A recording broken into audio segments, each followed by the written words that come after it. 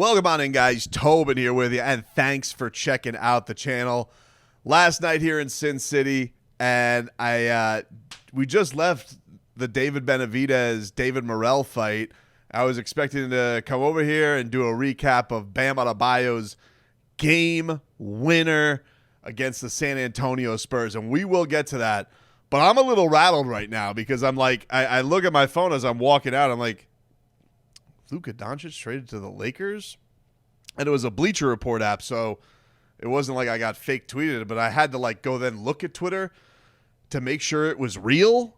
And yeah, what the hell? Shams Charania, the Dallas Mavericks are trading Luka Dončić, Maxi Kleber, Markieff Morris to the LA Lakers for Anthony Davis, Max Christie, and a 2029 first-round pick, a 3-team deal that includes the Utah Jazz. Dude, I am rattled right now.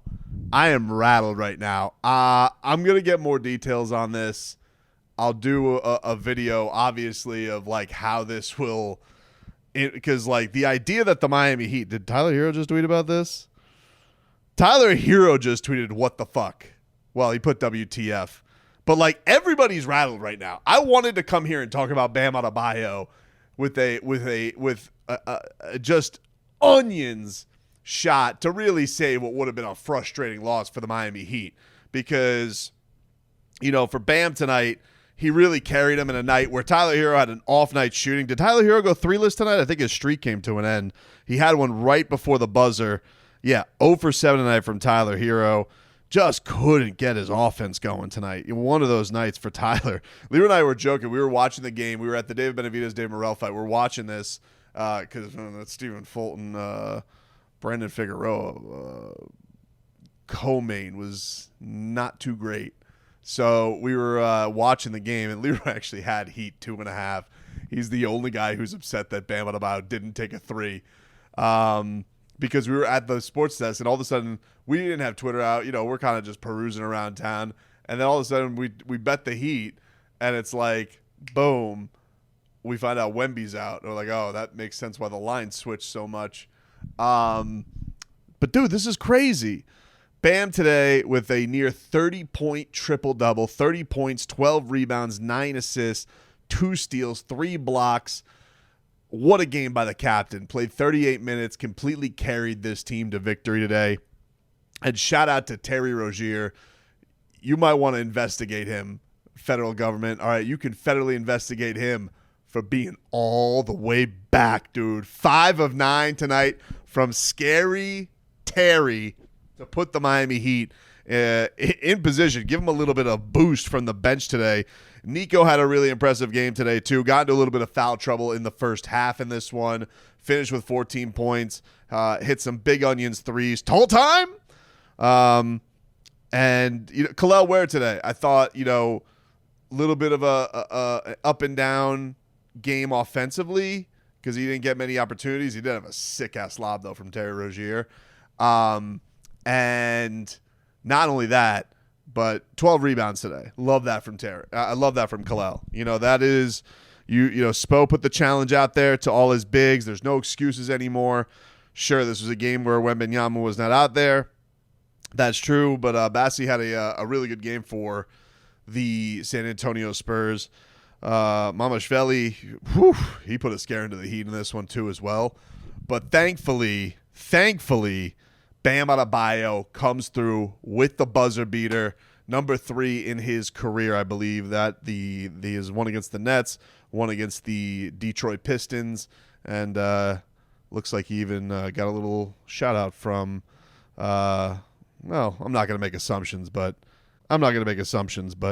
it appears Asia Wilson gave an LFG. I'm going to assume who that. I'm going to assume what she was happy about in that one. But yeah, man, it's tough to wrap your mind around this game. Like, I don't mean to be to shortchange the game tonight because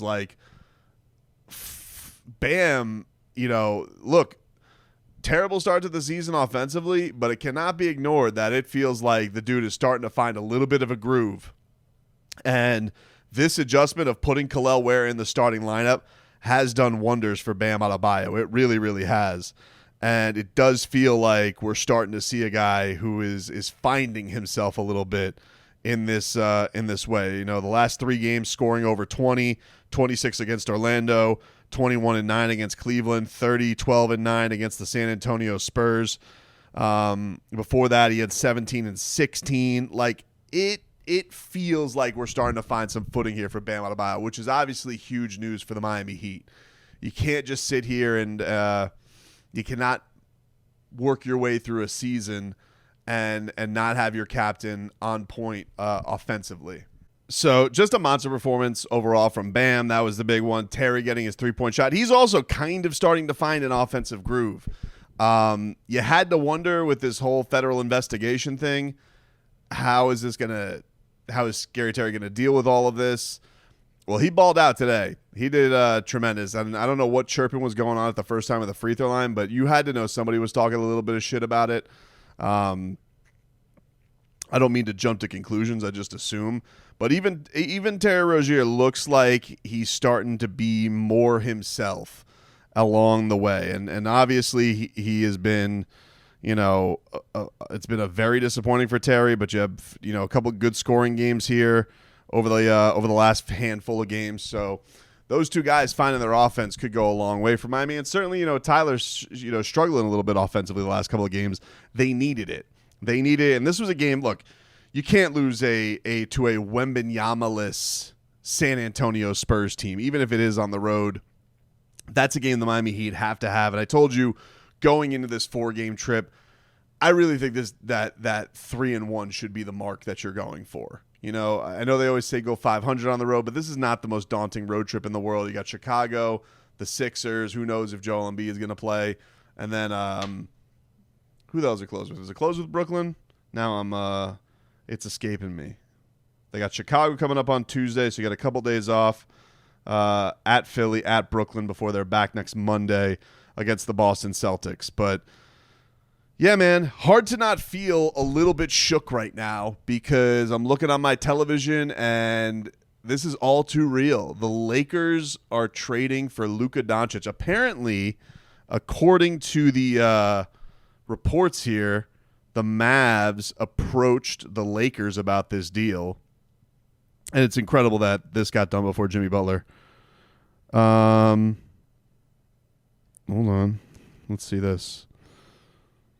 Mavs GM Nico Harrison says, quote, I believe that defense wins championships. I believe that getting an all-defensive center and an all-NBA player with a defensive mindset gives us a better chance to win. We're built to win now and in the future. Pretty crazy risk by the Dallas Mavericks, dude. I mean, this is wild. Like, I know we were just talking about we were joking on the show this week about the Luka pipe dream. Like, that's been the new thing the Heat are trying to spin on everybody is 2026 cap space, which is, this is crazy, right? But, and I know people would be like, how could the Heat not get into this? It's like, well, it appears that they went and they had a target guy, and they're like, we'll trade Luka for this player. And the Lakers pulled the trigger. Why are the Lakers pulling the trigger? It's pretty crazy. I mean, like, think about this. I do wonder, what this because obviously you need to go past the clutch era, right? LeBron James is going to retire soon.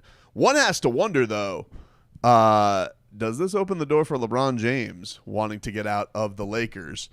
Could there be a LeBron, Jimmy Butler swaparoo and have Luka and Jimmy pair up? Like, could this feels like something, and this is kind of what sucks about not doing this live, but this feels like something that could lead to a lot of dominoes, right? Because that's like AD is LeBron's guy, brought him there by his agent.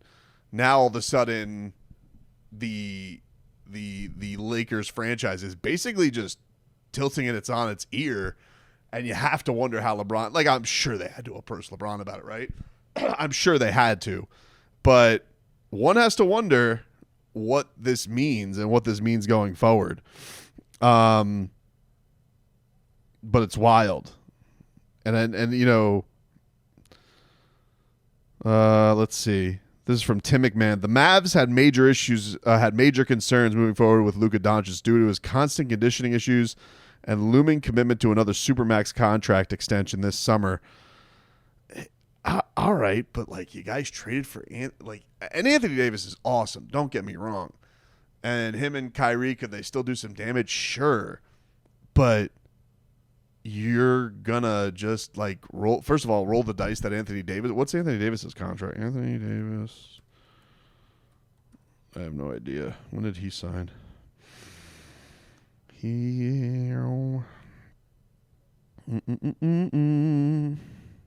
Let's go, internet.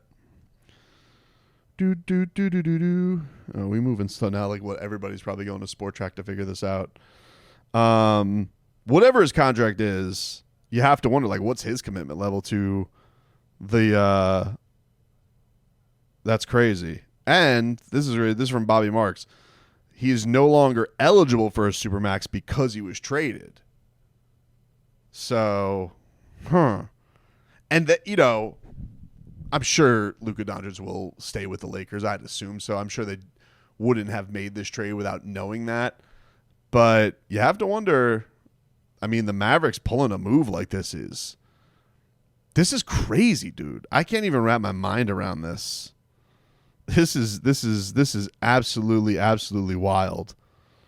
Absolutely wild. Holy crap. Wow. All right. I may have more reaction. I may have another video on this tonight. I apologize that this deterred Heat talk today. It's just, this literally happened as I'm walking out of the arena today. But shout out to Bam Adebayo. Awesome game winner. Captain stepped up in a huge way. Needed that. And, you know, it's good to see Terry Rozier get going. I miss anything from my notes on the game? Yeah, I think that's pretty much it.